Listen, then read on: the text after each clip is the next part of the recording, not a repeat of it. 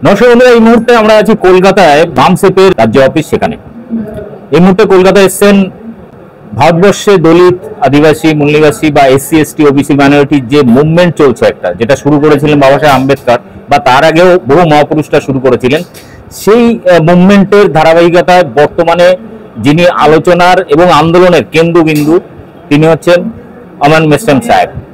তিনি কলকাতায় এসছেন, রাজ্য অধিবেশন আছে খুব তাড়াতাড়ি, তার মধ্যে আজকে কলকাতার কমিটির একটি বৈঠক ছিল, সেখানে এসেছেন।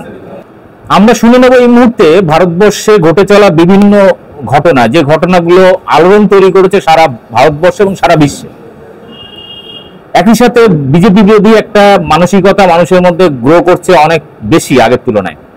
কিন্তু কোথাও না কোথাও আমরা দেখছি এই মূল্যবাসী আন্দোলনের ক্ষেত্রে গদি মিডিয়া বলুন বা সোশ্যাল মিডিয়া বলুন, দাবিয়ে রাখার চেষ্টা হচ্ছে বারবার।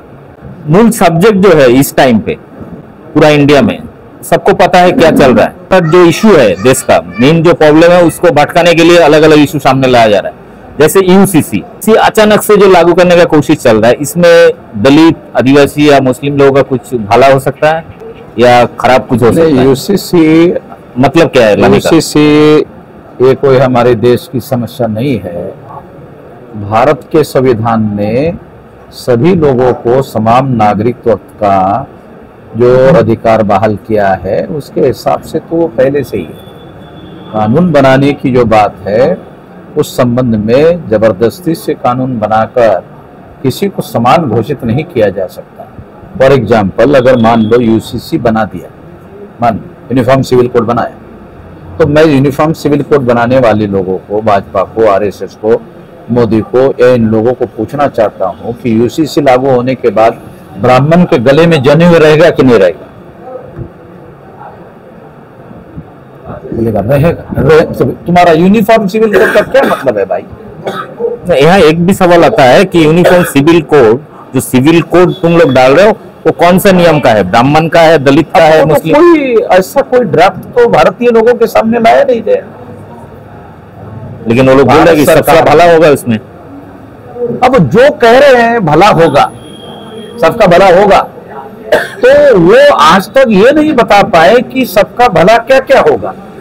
कि इसे सबको नौकरी मिल जाएगा, सबको रोजगार मिल जाएगा, सबका भूखमरी खत्म हो जाएगा, सबका गरीबी खत्म हो जाएगा, सबको रहने के लिए घर हो जाएगा, सारा झोपड़ा पट्टा खत्म हो जाएगा, बिल्डिंग हो जाएगा। ऐसा तो कुछ होने वाला है नहीं। मकसद क्या है लाने का? हाँ, इसके पीछे हिंदू मुसलमान का झगड़ा खड़ा किया जाए, और झगड़ा खड़ा करके जो एससी एसटी ओबीसी के लोग अपने को एससी एसटी ओबीसी कहते हैं, हिंदू नहीं कहते हैं, उनको हिंदू बनाकर 2024 में वोट हासिल किया जाए। मगर मुसलमान मैदान में नहीं उतरे, इस वजह से हिंदू मुसलमान हो नहीं रहा। तो बीजेपी के लोग चिंता में हैं कि साला ये हो नहीं रहा, वोट कैसे मिलेगा। इसलिए वो कई राष्ट्रवादी को तोड़ रहे हैं, तो कई किसी को तोड़ रहे हैं, किसी शिवसेना को तोड़ रहे हैं। तो इसका मतलब ये है कि वो निश्चिंत नहीं है कि हम चुनाव जीतने वाले हैं। 38 पार्टी के लोगों को सरकार बनाने के लिए जब समय आया, एक पार्टी की सरकार बना लिया, बीजेपी की। मगर जब जैसे ही चुनाव लड़ने का समय आया तो कहा नहीं, 38 लोग हैं, 38 पार्टी है। ये एविडेंस इस बात को प्रूव करता है कि नरेंद्र मोदी का कॉन्फिडेंस लूज हो गया है कि हम अकेले, मैं अकेला ही सब पर भारी हूं। 38 को लाया भाई, तो कहां भाई है? तो वो अभी कॉन्फिडेंस नरेंद्र मोदी में, भाजपा में, आरएसएस में नहीं है। वो ये नहीं समझ पा रहे हैं कि हम अकेले जीतने वाले हैं, इसलिए लाया गया। मगर मुसलमानों ने उनकी हवा निकाल दी, क्योंकि हिंदू मुसलमान हो नहीं रहा। ये जो मसला है, इसका बात भी हम लोग देखते हैं मणिपुर का जो घटना घटा है, इस तरह से हम लोग को बंगाल में भी कोशिश किया जा रहा है कि कुर्मी और आदिवासी लोगों का बीच में एक बहस छेड़ने का कोशिश चल रहा है। माने जो वहाँ मैतेई और कुकी का अंदर चल रहा है, तो सेम चीज वेस्ट बंगाल में भी ये लोग ट्राई कर रहे हैं। सारे देश भर में बीजेपी, आरएसएस और इन लोगों का जो बढ़त हुई, थोड़ा रिकॉर्ड आपको बताता हूँ। राम जन्मभूमि बाबरी मस्जिद का आंदोलन के पहले इनके 2 मेंबर पार्लियामेंट चुनकर जाते थे। इवन लाल कृष्ण आडवाणी कभी लोकसभा का चुनाव नहीं लड़ते थे। इनके बहुत बड़े नेता अटल बिहारी चुनाव लड़ते थे, आडवाणी लगभग हर बार राज्यसभा में जाते थे, तो 2 लोगों से ज्यादा लोग चुनकर नहीं जाते थे। राम जन्मभूमि बाबरी मस्जिद का मामला खड़ा करने के बाद जो फसाद का माहौल सारे देश भर में हुआ और सारे देश भर में फसाद हुए, उसके बाद भाजपा का ग्राफ बढ़ा। तो फसाद करने से पार्टी बढ़ती है और फसाद करने से यह पार्टी बढ़ी है। तो वो SC ST OBC शांति में SC ST OBC रहता है, वो फसाद में हिंदू हो जाता है। जब हिंदू मुसलमान का फसाद होता है तो SC ST OBC हिंदू हो जाता है, वो हिंदू भाजपा को वोट देता है और वो भाजपा को नहीं देता। तो मुसलमानों से यार प्रोटेक्शन चाहिए, मुसलमानों से मुझे प्रोटेक्शन चाहिए, वो भाजपा वाले देते, वो डर पैदा करते। अरे देखो इतना करोड़ हो गया, मुसलमान 4-4, 5-5 औरतें कर रहा है, उसका 20-20, 25-25 बच्चा पैदा हो रहा है, 10-20 साल में सारा पॉपुलेशन मुसलमान मुसलमान मुसलमान मुसलमान हो जाएगा और हमारा सब खत्म हो जाएगा। कोई आदमी SC ST OBC का छानबीन करने लायक तो है नहीं। मोहम्मद मिजराम में ये है थोड़ा, सबके पास थोड़ी है। SC ST OBC के लोगों के बच्चे ज्यादा होते, मुसलमान के कम होते। रिकॉर्डेड बताओ, सरकारी आंकड़ा तो नहीं बोलता है, सरकारी आंकड़े बता रहा है। ये अभी आपका जो जयपुर और मुंबई एक्सप्रेस में एक चेतन सिंह, एक RPF जवान, उसका जो कॉलीग था वो निचले वर्ग का था हम लोग का, क्या तो उनको भी मार दिए, 3 मुसलमान यात्रियों को भी मार दिया। अखबार में एक नई थ्योरी उसके बारे में प्रचारित की जा रही है कि उसके सीनियर उसको परेशान करते थे, इस वजह से वो मानसिक रूप से थोड़ा सा परेशान था, इस वजह से ऐसा हुआ। मानसिक रूप से परेशान होने की वजह से उसने केवल मुसलमानों को मारा। ये तो थोड़ा समझ नहीं आता। बोल रहा है कि जोगी और मोदी को सही बात है एकदम। वो आदमी परेशान का दिमाग है, मगर केवल मुसलमान को चुन रहा है, समझदारी से मार रहा है, सोच समझकर गोली मार रहा है, बगैर विचार करके गोली नहीं मार रहा। उसके साले दूसरे भी लोग होंगे, मगर देखा होगा दाढ़ी किसका रहे, वो देख के मारा। समझ में आया? सही बात।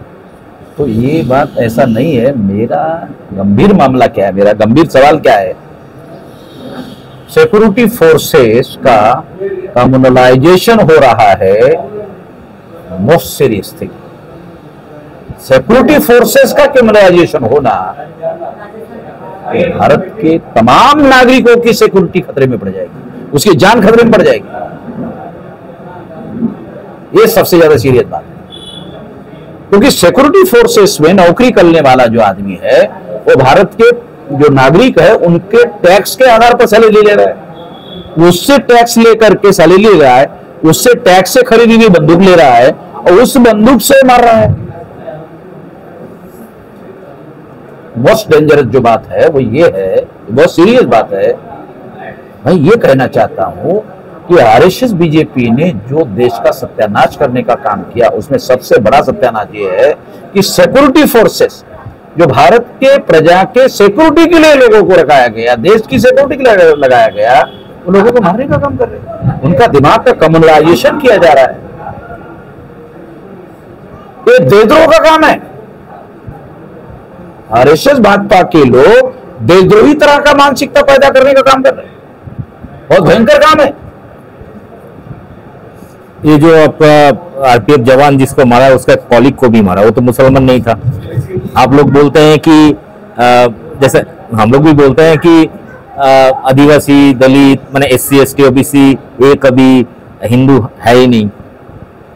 आप क्यों बोलते हैं ऐसे? लेकिन बीजेपी RSS तो बोलता है ये लोग भी हिंदू है। इसलिए कहता हूं कि उनका जो एक पुरखा है गुजरात का ही, दयानंद सरस्वती, उसका ये कहना था कि हिंदू मुसलमान की देवी गाली है। तो हमारा ये कहना है ब्राह्मणों को कि आप हमको हिंदू कह के गाली क्यों दे रहे हो? तुम्हारा ही पुरखा कह रहा है, दयानंद सरस्वती। दयानंद सरस्वती कोई छोटा मोटा आदमी थोड़ी है, वो 19वीं शताब्दी का बहुत बड़ा आदमी था, गुजरात का था, राजकोट का था, नरेंद्र मोदी के राज्य का था। उसके 200 साल पूरे हो गए, उसका बड़ा कार्यक्रम नरेंद्र मोदी ने दिल्ली में लिया। वो कह रहा है हिंदू मुसलमान की दीवी गाली है। अगर हिंदू मुसलमान की दीवी गाली है तो मेरा ये कहना है ब्राह्मणों को कि तुम ये गाली हमें क्यों दे रहे? ये लोग तो खुद ही बोल रहे हैं हम लोग हिंदू है, गर्व से कहो हम हिंदू है। ब्राह्मण लोग हमारे लोगों के बस्ती में आते हैं और हमारे लोगों को कहते हैं गर्व से कहो हिंदू है। अब उन गधों लोगों को जो 3000 साल से उनको पढ़ने लिखने के अधिकार से वंचित किया, उन गधों को क्या समझ में आता है साला गर्व से कहो हिंदू है, इसका क्या मतलब है? उनको तो समझ में नहीं आता। कितने लोगों को आप इनका इंटरव्यू लो, भाई ये गर्व से कहो हम हिंदू है, SC ST OBC के लोगों का इंटरव्यू लो कि आपको इसका अर्थ कितने लोगों को समझ में आता है? कोई भी नहीं बता पाएगा। क्या बोलेगा? नहीं वो आया था, उन्होंने बोला था, हमने भी बोल दिया। क्यों बोला? नहीं ये नहीं पता। सही है, ये तो बता रहा हूं क्योंकि मैं भी तो पत्रकार हूं भाई, अभी थोड़ी पत्रकार हूं। लेकिन एक चीज है कि पिछले मोदी आने के बाद मैंने कम से कम 1990 से हम छोड़ देते हैं, 2014 का पकड़ते हैं, जो 2014 के बाद अभी 2023 चल रहा है। जितना भी ये टेंशन, कम्युनल टेंशन और ये SC ST के ऊपर, दलित के ऊपर जो अत्याचार कंटिन्यू बढ़ता जा रहा है, लेकिन एक मूल्यवासी संगठन के तरफ से या मूवमेंट की तरफ से आप लोग कैसे प्रोटेक्शन करने ये वाले हैं? कहना सही नहीं होगा कि कांग्रेस के समय में SC ST OBC के ऊपर अन्याय नहीं होता था। SC ST OBC के ऊपर अत्याचार के आंक होम मिनिस्टर ने पब्लिश किए हुए रिकॉर्ड में है, कम नहीं है। OBC की जातीय आधारित गिनती का 57 साल कांग्रेस ने राज किया, मगर उन्होंने OBC की जातीय आधारित गिनती नहीं किया। कांग्रेस के लोगों ने, भाजपा के लोगों ने OBC की गिनती का मामला उठाया। सुषमा स्वराज का पार्लियामेंट में स्पीच अवेलेबल है, मगर उनकी सरकार आने के बाद उन्होंने भी नहीं किया। तो मेरा कहना यह है कि केवल भाजपा के समय में ही अत्याचार बढ़ रहा है, ये बात सही नहीं है। मैं भाजपा को अच्छे लोगों का सर्टिफिकेट देने के लिए नहीं कहता, वो तो बदमाश है ही है, मगर केवल यही बदमाश है। और उन लोगों के समय में हम लोगों को तो स्वर्ग था, ऐसा था। कांग्रेस के राज में कई बार SC ST के मुद्दों पर पार्लियामेंट बंद हुआ, रिकॉर्डेड है। और जहां हमारे द्वारा, संगठन के द्वारा, तो एट्रोसिटीज का मुद्दा हमारे लिए प्राइम कंसर्न है। हम इस मुद्दे को लेकर भारत बंद भी करते हैं, आने वाले समय में भी करेंगे। ये मुद्दा हमारे लिए छोटा मुद्दा नहीं है, ये बहुत बड़ा नेशनल इशू है हमारे लिए। इसके ऊपर हम लोग लड़ाई लड़ते आए हैं, आगे भी लड़ेंगे। 2024 में अगर बीजेपी नहीं हटता है तो उसका तो कॉन्फिडेंस और भी बढ़ेगा। तो 2024 को बीजेपी हटाने के लिए आप लोग क्या सोच रहे हैं? देखो, बीजेपी हटाने के लिए पहले 15 पटना में 15 पार्टी के लोग इकट्ठा हो गए, फिर 26 हो गए, अभी 25-26 को बॉम्बे में मीटिंग है, ऐसा सुनने में आया है। तो ये 30 से ज्यादा हो जाएंगे ऐसा लगता है।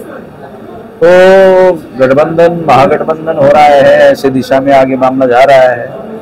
और इनके पास जो 38 पार्टियों के जो दल है, तो उनके पास सब्सटेंशियल सपोर्ट वाले दल कम लग रहे हैं, मगर इनके पास दल की संख्या कम है, मगर राज्य के प्रभावशाली दल उनके पास है। तब से ही नरेंद्र मोदी बहुत ज्यादा दबाव में है। पार्लियामेंट में आकर बयान देना है, ये कोई अनकॉन्स्टिट्यूशनल डिमांड नहीं है। ये सिंपल प्रधानमंत्री पार्लियामेंट में आकर बयान दे, अरे पाकिस्तान के बॉर्डर में जाके गोली मारे, ऐसा तो नहीं करे ना। बयान दे, प्रधानमंत्री आए और पार्लियामेंट में बयान दे। आप चौक चौराहे में जाके भाषण दे रहे हो, पार्लियामेंट में भाषण देने के लिए अपोजिशन पार्टी के लोग कह रहे हो, वो तो पार्लियामेंट तो प्रीमियर इंस्टीट्यूट है ना भारत की, कॉन्स्टिट्यूशनल इंस्टीट्यूट है, वहां आकर अपोजिशन पार्टी के लोग बोल रहे बयान दो, तो क्या गलत करे?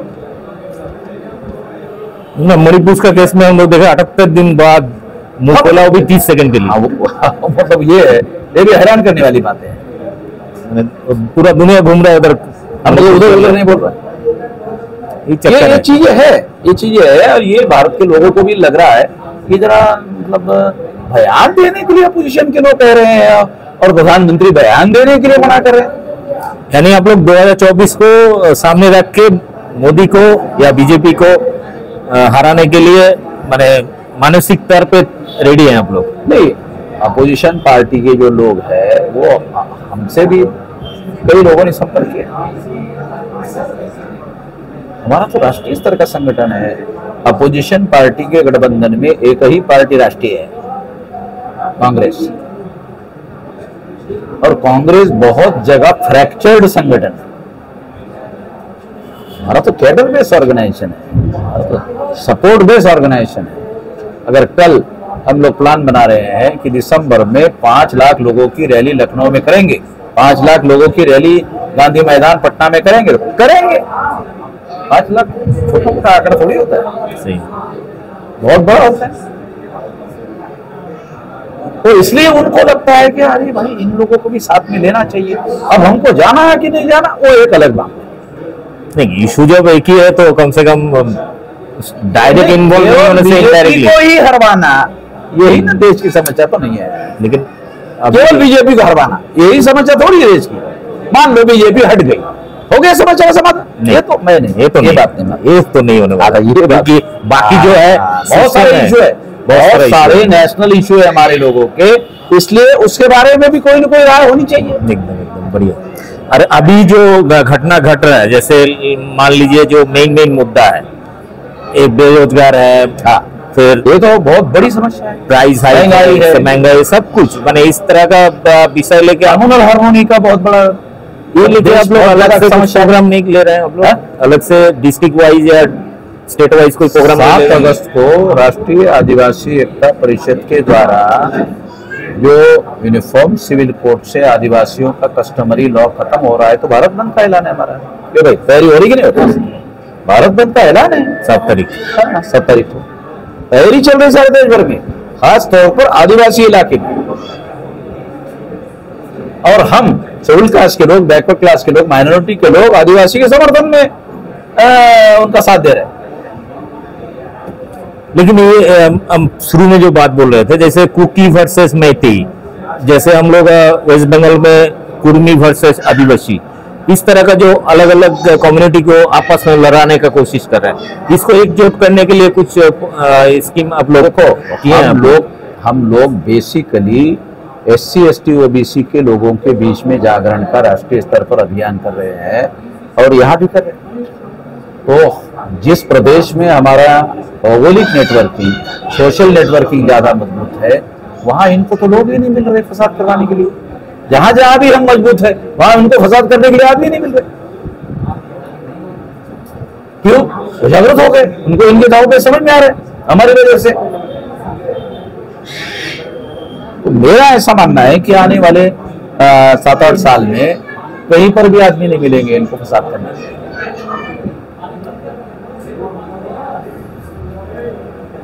তাহলে আপনারা শুনলেন যে এই মুহূর্তে ভারতবর্ষের যে অবস্থা, এবং আগামী দিনে 24-এ বিজেপি সরে যাওয়ার পরেও কিন্তু মুভমেন্ট জারি থাকবে, কারণ যে বর্ণবাদী ব্যবস্থা ভারতবর্ষে রয়েছে সেই বর্ণবাদী ব্যবস্থা যতদিন না শেষ হচ্ছে ততদিন কিন্তু এই লড়াই জারি থাকবে। এবং একই সাথে বিভিন্ন